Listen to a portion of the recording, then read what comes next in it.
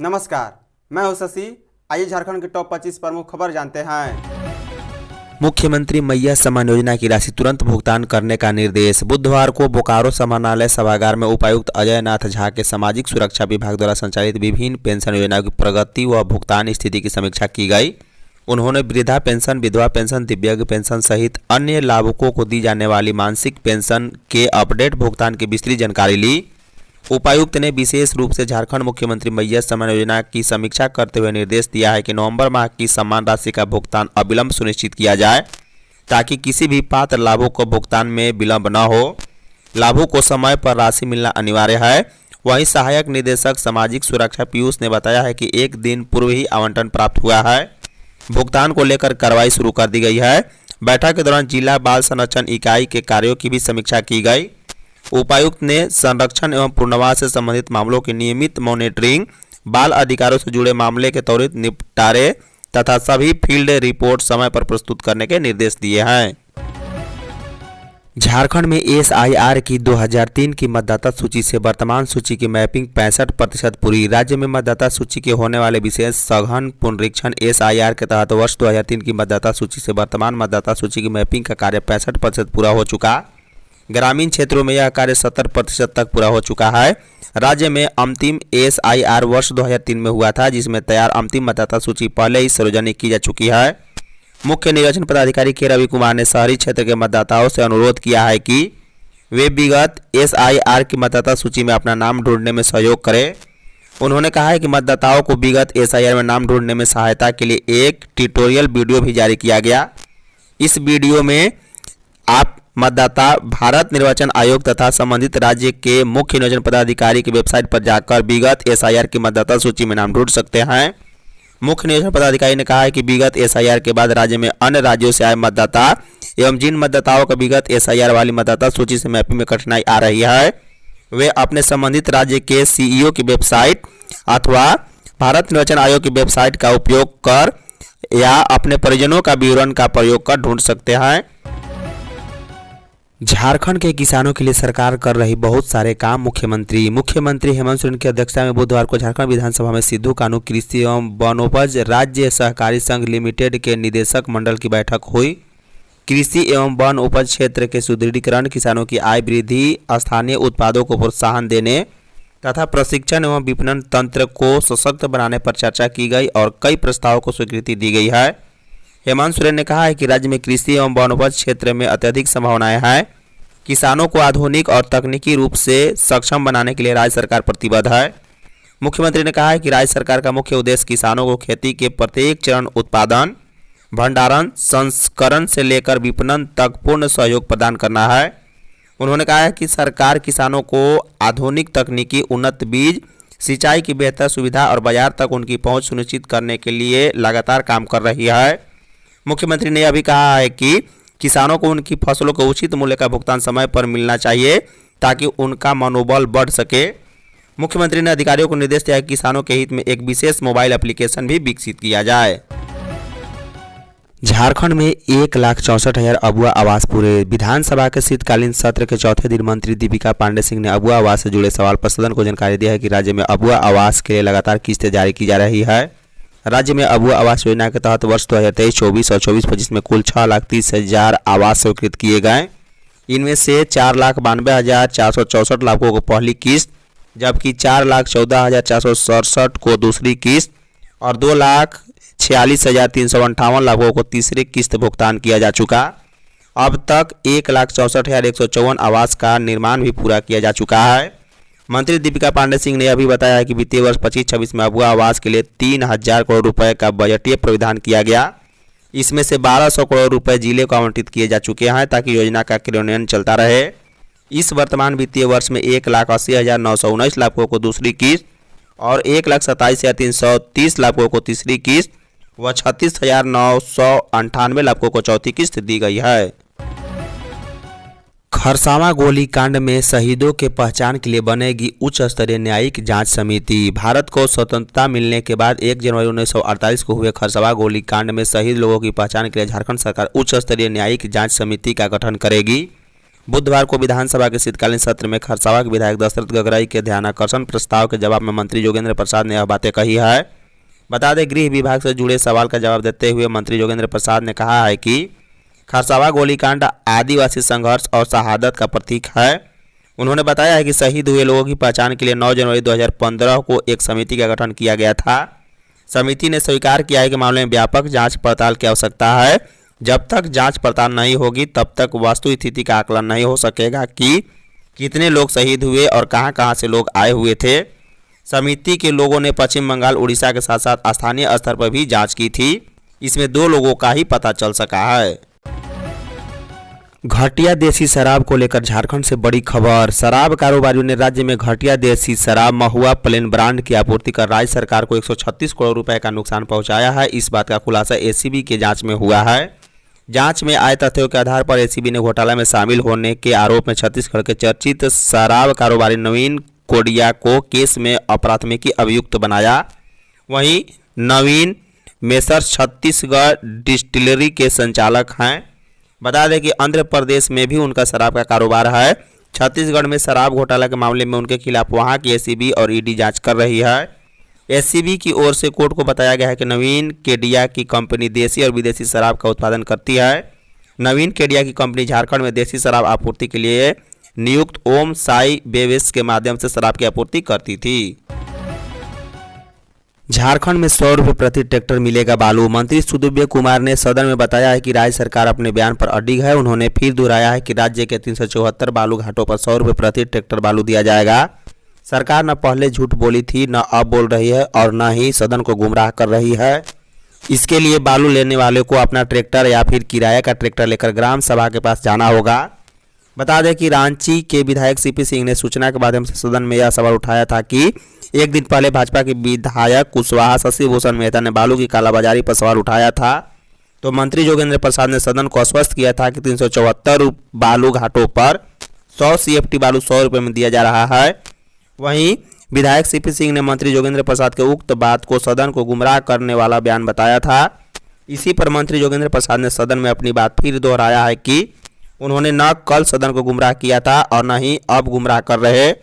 उन्होंने फिर दोहराया है कि राज्य के 374 घाटों पर 100 रुपये में एक ट्रैक्टर बालू मिलेगा।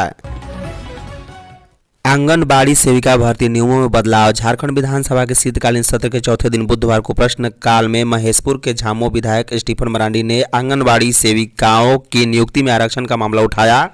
ध्यानाकर्षण सूचना के रूप में उठाए गए इस मामले में मंत्री चमरा लिंडा ने सदन को आश्वस्त किया है कि उनकी सूचना पर सरकार ने पहले ही निर्णय ले लिया है। अब आंगनबाड़ी सेविकाओं की नियुक्ति के लिए उम्र सीमा में आरक्षण का लाभ मिलेगा। इसके लिए सरकार ने आदेश जारी कर दिया है। वहीं खरसावा गोली कांड पर मंत्री योगेंद्र प्रसाद ने सदन को आश्वस्त किया है कि खरसावा गोली कांड के पीड़ितों को चिन्हित करने के लिए जल्द ही उच्च स्तरीय समिति का गठन होगा। एमजीएम अस्पताल में 600 कर्मचारियों को बायोमेट्रिक की जांच शुरू। कोल्हान के सबसे बड़े सरकारी अस्पताल Mahatma Gandhi memorial medical college अस्पताल में लंबे समय से बनी अव्यवस्थाओं को सुधारने के लिए जिला प्रशासन ने अब सख्त रुख अख्तियार कर लिया है। उपायुक्त कर्ण सत्यार्थी ने अस्पताल में तैनात लगभग 600 कर्मचारियों, जिसमें डॉक्टर, नर्स, पैरामेडिकल स्टाफ और तकनीकी कर्मी, वार्ड बॉय और सफाई कर्मचारी शामिल हैं। सभी की बायोमेट्रिक की अटेंडेंस आईडी तलब की गई है। इस कदम से पूरे अस्पताल परिसर में हड़कंप की स्थिति है और सभी कर्मचारी खुद को जांच के दायरे में महसूस कर रहे हैं। बता दें कि बीते कई महीने से मरीजों, परिजनों और संस्थान से जुड़े विभिन्न स्रोतों से लगातार शिकायतें मिल रही थी। एमजीएम से कई डॉक्टर ड्यूटी समय में अस्पताल में मौजूद नहीं रहते। वहीं ओपीडी नियत समय पर शुरू नहीं होती। इमरजेंसी में भी मरीजों को समय पर चिकित्सा नहीं मिलते थे। चतरा में मां के साथ सोया नवजात शिशु आधी रात में गायब। चतरा के लवालौंग थाना क्षेत्र के मंधनिया पंचायत अंतर्गत कदहे गांव में मंगलवार देर रात एक दिल दहला देने वाली घटना ने पूरे इलाके को दहशत में डाल दिया है। बता दें कि अज्ञात चोर घर की ग्रिल खोलकर 5 माह के जुड़वा बच्चे में से एक नवजात को सोती मां के पास से उठा ले गए। वारदात इतनी रहस्यमयी है कि अब तक पुलिस और डॉग स्क्वाड को भी कोई सुराग नहीं मिल सका। कदहे निवासी दीपू गांझू का विवाह पिछले वर्ष ही हुआ था। 5 माह पूर्व उनकी पत्नी ने जुड़वा पुत्रों को जन्म दिया था। पीड़िता ने बताया है कि रात करीब 12 बजे उनकी नींद खुली। उन्होंने बच्चों को दूध पिलाने के लिए हाथ बढ़ाया तो देखा कि पास में सो रहा एक नवजात गायब है। घबराकर उन्होंने शोर मचाया। देखते ही देखते ग्रामीण एकत्र हुए और रात भर गांव व आसपास के क्षेत्रों में खोजबीन चलती रही, लेकिन कोई पता नहीं चला। स्वजनों के अनुसार घर की ग्रिल भीतर से बंद थी। खरमास के कारण 45 दिन तक नहीं बजेगी शहनाइयाँ। समापन हो रहे साल का दूसरा खरमास 16 दिसंबर से शुरू होने जा रहा है, जो कि 14 जनवरी 2026 तक चलेगा। खरमास की अवधि में शुभ कार्य वर्जित किया गया है, लेकिन जब तब हरिनाम सहित ध्यान करना लाभकारी माना गया। वहीं अब विवाह का लग्न भी समापन पर है। अब विवाह के मुहूर्त के लिए अगले साल 29 जनवरी तक इंतजार करना होगा। बता दें, इस बार पंडित प्रशांत ने कहा है कि खरमास आगामी 16 दिसंबर से शुरू हो रहा है, जो कि 14 जनवरी 2024 तक चलेगा और 15 जनवरी को मकर संक्रांति होगी। पंडित कुमार प्रशांत ने बताया कि धार्मिक दृष्टि से खरमास का विशेष महत्व है। यहाँ लोग पूजा अर्चना भक्ति करने के साथ ही हरि नाम का जाप कर सकते हैं। मंत्र जाप करना शुभ है। ये उपाय सुख शांति व समृद्धि लाती है। सिर्फ मांगलिक कार्य खरमास में वर्जित रहा है। उन्होंने कहा है कि अब विवाह मुहूर्त अगले साल 29 जनवरी से ही शुरू होगी। झारखंड मौसम 11 से 15 दिसंबर तक सुबह में कोहरा या धुंध का अलर्ट। राजधानी रांची समेत पूरे राज्य में उत्तर पश्चिमी हवाओं का प्रभाव लगातार बढ़ रहा है। पिछले 24 घंटे के दौरान ही रांची के तापमान में 2 डिग्री सेल्सियस की गिरावट दर्ज की गई। बुधवार को दिन भर ठंड का असर महसूस किया गया।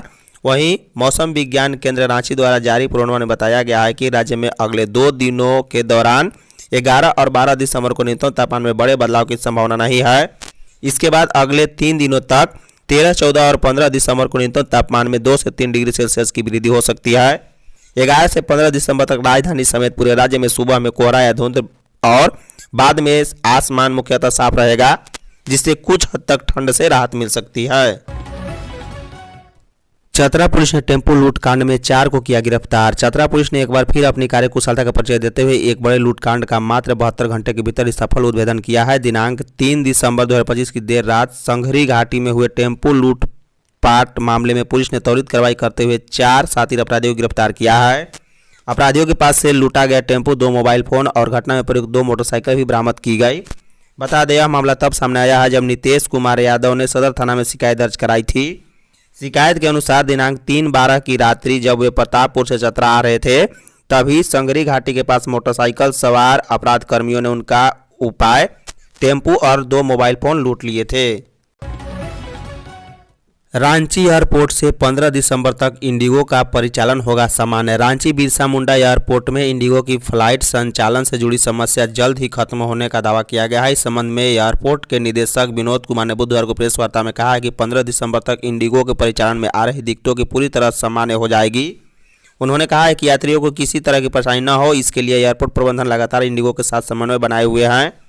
उन्होंने बताया है कि रांची एयरपोर्ट से इंडिगो की कुल 18 फ्लाइट रोज उड़ान भरती है, लेकिन पिछले कुछ दिनों से तकनीकी और परिचालन कारणों से कई उड़ानें रद्द करनी पड़ी है।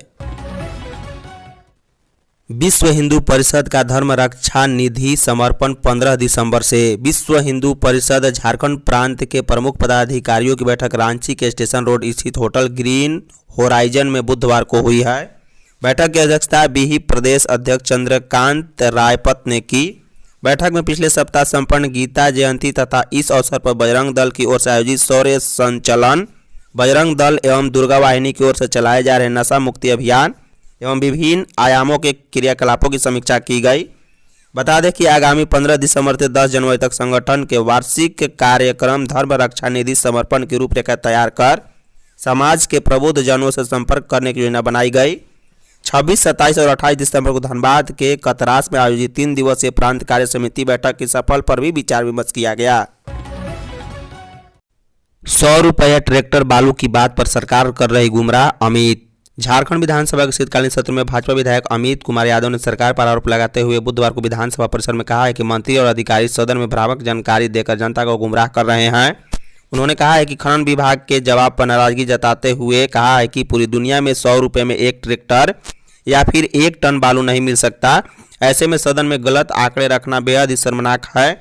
अमित यादव ने तीखे शब्दों में कहा है कि यदि विभागीय मंत्री और सरकार में बैठे लोग ट और ट्रैक्टर का अंतर नहीं समझते तो उन्हें सदन में बैठने के बजाय पहले मजदूरों के साथ जाकर वास्तविकता जाननी चाहिए।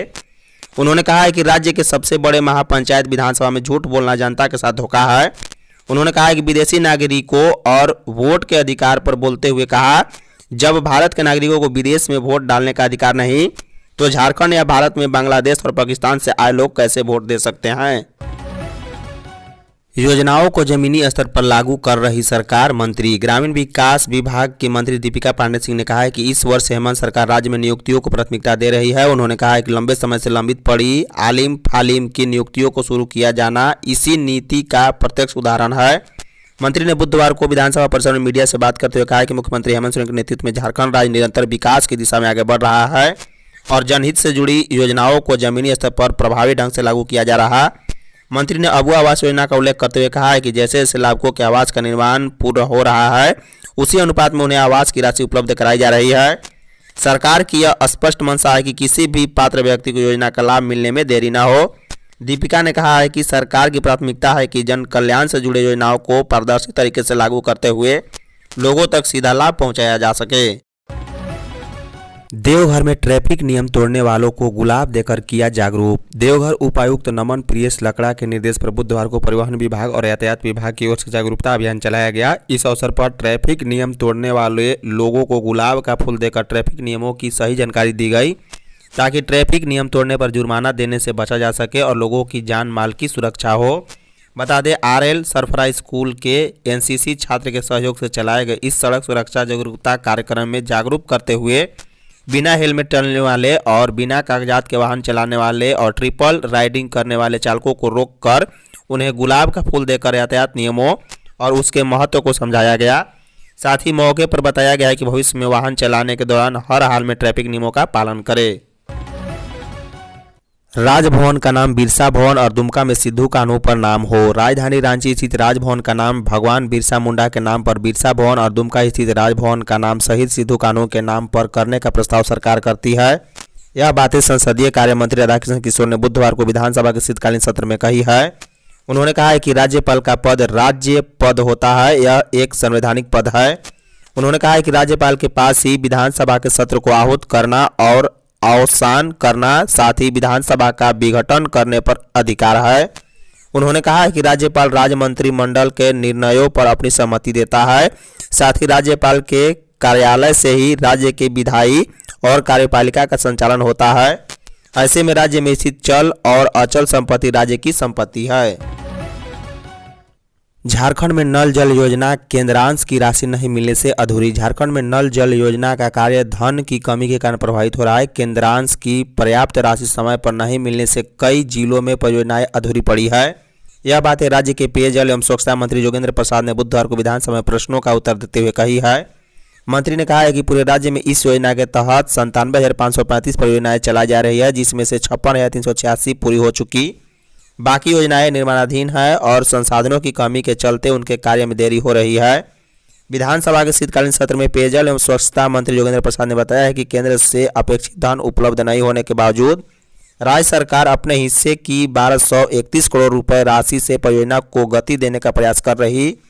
बता दें कि इससे पहले झारखंड मुक्ति मोर्चा के विधायक हेमलाल मुर्मू ने संथाल परगना क्षेत्र में पेयजल आपूर्ति योजना की खबर स्थिति पर सवाल उठाया और उन्होंने कहा है कि कई क्षेत्र में योजनाएं चालू होते हुए भी लोगों को पानी पीने तक नहीं मिल रहा है, जबकि अधूरे कार्य के बावजूद एजेंसी को भुगतान कर दिया गया है।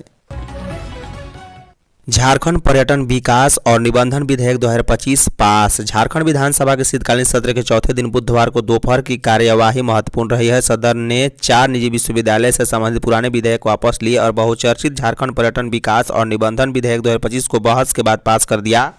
सदन को बताया गया है कि निजी विश्वविद्यालय स्थापना मापदंडों और प्रक्रियाओं में हुए व्यापक बदलाव की पृष्ठभूमि में यह फैसला लिया गया। राज्य सरकार की ओर से वापस लिए गए विधेयकों में 2 अगस्त 2023 को विधानसभा की ओर से पारित सीवी रमन ग्लोबल विश्वविद्यालय विधेयक 2023 और आरोग्यम इंटरनेशनल विश्वविद्यालय विधेयक 2023 है। इसके अलावा 21 मार्च 2023 को पारित जैन विश्वविद्यालय विधेयक 2023 और 20 दिसंबर 2023 को पारित साइन नेशनल विश्वविद्यालय विधेयक 2023 के नाम शामिल हैं। अबुआ आवास का पैसा सरकार अब 2 किस्तों में देगी। झारखंड की हेमंत सोरेन सरकार अबुआ आवास योजना के तहत लाभुकों को 2 किस्तों में राशि देने पर विचार कर रही है। यह जानकारी राज्य की ग्रामीण विकास मंत्री दीपिका पांडे सिंह ने बुधवार को झारखंड विधानसभा के शीतकालीन सत्र में दी है। मंत्री भारतीय जनता पार्टी के विधायक शत्रुघ्न महतो के अल्पसूचित प्रश्न का जवाब दे रही थी। बता दें कि विधानसभा में विधायक ने बताया है कि हजारों लाभुकों को योजना की पहली किस्त मिल गई है, लेकिन दूसरी किस्त जारी नहीं होने से आवास निर्माण अधूरा है। इसके कारण लोग कड़ाके की ठंड में खुले रात में बिताने को मजबूर हैं। मंत्री ने स्पष्ट किया है कि विधानसभा चुनाव के बाद केंद्र सरकार से प्रधानमंत्री आवास योजना के तहत एक बार फंड मिला था, लेकिन उसके बाद धनराशि नहीं मिली। इसी वजह से राज्य सरकार अबुआ आवास की दूसरी किस्त जारी करने में सक्षम नहीं है।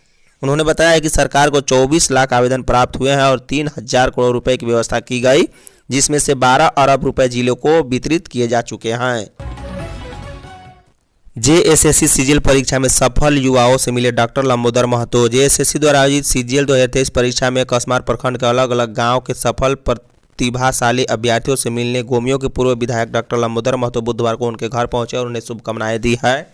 पूर्व विधायक ने सबसे पहले खैरा चातर निवासी राजेश कुमार राय के पुत्र ऋषभ कुमार राय से मुलाकात की, जिनका चयन प्रखंड आपूर्ति पदाधिकारी के रूप में हुआ। इसके बाद उन्होंने सिंहपुर निवासी स्वर्गीय विभूति भूषण महतो के पुत्र सुधांशु रंजन और पिरगुल निवासी उमेश कुमार नायक के पुत्र रंजीत कुमार नायक से भेंट की है। दोनों युवाओं को सहायक प्रशाखा पदाधिकारी पद के लिए चयन किया गया। वहीं तीनों अभ्यर्थियों के घर में वातावरण उत्साहपूर्ण रहा और परिजनों में काफी उत्साह देखी गई है। 26 शिक्षकों को शोकाज 3 दिनों तक स्कूल विलंब से पहुंचने का मामला। जिले के सरकारी स्कूल में कार्यरत कुल 26 शिक्षक व क्लर्क को लगातार 3 दिनों तक अपने स्कूल में विलंब से आने के कारण उन्हें जिला शिक्षा पदाधिकारी जगन्नाथ लोहरा की ओर से शोकाज किया गया है। इस संबंध में उन्होंने बताया है कि सभी प्रभारी प्रधानाध्यापक को निर्देश दिया गया था कि लगातार 3 दिन विलंब से उपस्थिति दर्ज करने की स्थिति में 1 दिन का आकस्मिक अवकाश गिनती किया जाएगा। जबकि माह नवंबर 2025 के अनुपस्थिति ब्यूरोनिकी की जांच से यह पता हुआ है कि उक्त पत्र का अनुपालन जिले के कुल 26 शिक्षकों समेत क्लर्क की ओर से नहीं किया जा रहा। इसी संबंध में डीईओ ने सभी 26 स्कूल के प्रभारी प्रधानाध्यापक को निर्देश दिया है कि पत्र निर्गत तिथि से 3 दिनों के अंदर आकस्मिक अवकाश संधारण करते हुए इस आशय का स्पष्टीकरण देने को कहा गया है। खूंटी में 15 दिसंबर से 17 लैप्स केंद्रों पर धान की खरीदारी। खरीफ विपणन मौसम 25-26 के तहत धान अधिप्राप्ति कार्य को सुचारू रूप से संचालित करने के उद्देश्य से बुधवार को समाहरणालय सभागार में उपायुक्त आर रॉटिन की अध्यक्षता में जिला स्तरीय धान अधिप्राप्ति अनुश्रवण समिति की बैठक आयोजित की गई। बैठक में धान क्रय प्रणाली को अधिक प्रभावी, पारदर्शी व सुचारू बनाने को लेकर कई महत्वपूर्ण निर्णय लिए गए। जिला आपूर्ति पदाधिकारी भीम उरांव ने जिले में 17 लैप्स केंद्र स्थापित करने तथा 4 राइस मिलों को टैग करने का प्रस्ताव रखा। समिति ने प्रस्ताव पर सहमति जताते हुए सर्वसम्मति से मंजूरी प्रदान की है। अधिकारियों का कहना था कि इस व्यवस्था से किसानों से धान अधिप्राप्ति अधिक सुव्यवस्थित ढंग से की जा सकेगी। बता दें कि किसानों को पहली बार एक मुश्त सुविधा मिलेगी। आपूर्ति पदाधिकारी ने बताया है कि इस वर्ष पहली बार किसानों को धान अधिप्राप्ति के बाद एक मुश्त भुगतान करने की नई व्यवस्था लागू की गई है।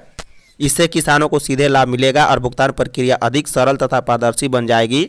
बैठक में यह भी बताया गया है कि 15 दिसंबर से जिले के सभी लैप्स केंद्रों में धान खरीद कार्य शुरू कर दिया जाएगा। धन्यवाद। यदि आप चैनल पर नए हैं तो चैनल को सब्सक्राइब कर बॉल का बेल आइकन दबाइए। साथ साथ वीडियो को एक लाइक कर अपने दोस्तों के साथ शेयर करना ना भूलें। साथ ही साथ आप हमें कमेंट बॉक्स में अपना फीडबैक अवश्य दें। Thank you.